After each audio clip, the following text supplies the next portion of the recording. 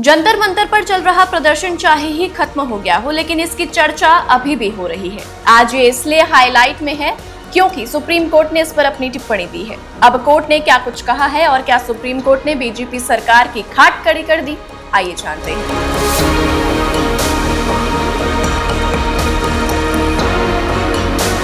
नमस्कार, आप देख रहे हैं डायनामाइट न्यूज।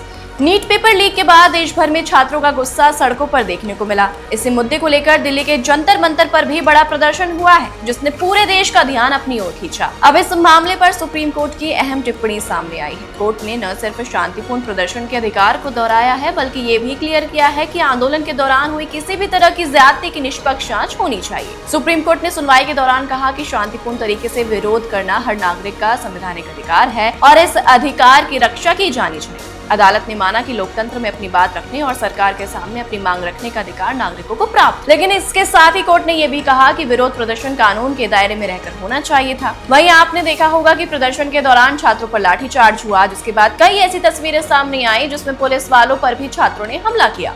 ऐसे में केवल एक पक्ष को दोषी ठहराया जाना उचित नहीं होगा। अदालत का कहना है कि यदि प्रदर्शनकारियों की ओर से कोई हिंसा हुई तो उसकी पूर्ण रूप से जांच कराई जाएगी, तो उसकी भी निष्पक्ष जांच की जिम्मेदारी तय की जानी चाहिए। इतना ही नहीं, कोर्ट की सबसे अहम टिप्पणी रही कि आंदोलन का मतलब लाठीचार्ज नहीं होता और आंदोलन का मतलब हिंसा भी नहीं होता। यानी अदालत ने साफ संकेत दिया है कि कानून व्यवस्था बनाए रखना जरूरी है, लेकिन इसके लिए जरूरत से ज्यादा बल प्रयोग भी स्वीकार नहीं किया जाएगा। वहीं दूसरी ओर प्रदर्शनकारियों को भी ये ध्यान रखना होगा कि विरोध के दौरान हिंसा या सार्वजनिक संपत्ति को नुकसान न पहुंचे।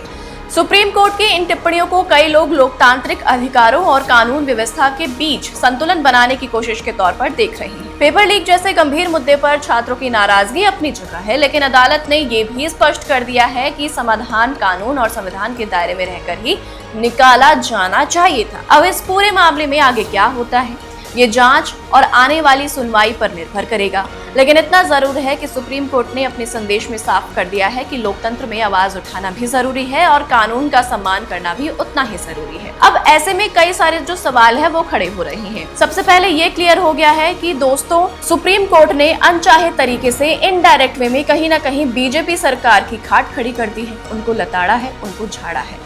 और वहीं जिस तरीके से बीजेपी ने इस विरोध प्रदर्शन को कंट्रोल करने की कोशिश की और उस दौरान जितने भी प्रोटेस्टर्स थे उन्होंने जिस तरीके से पुलिस वालों के साथ बदसलूकी की, रिपोर्टर्स के साथ बदतमीजी की गई, उसकी भी सुप्रीम कोर्ट ने निंदा की है।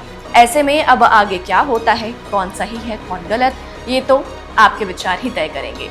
तो आपका इस पूरे माजरे पर क्या कुछ विचार है, हमें कमेंट करके जरूर बताइए। फिलहाल आज के लिए इस वीडियो में इतना ही। और भी ऐसी स्टोरीज को देखने के लिए आप जुड़े रहिए हमारे साथ। तब तक के लिए नमस्कार।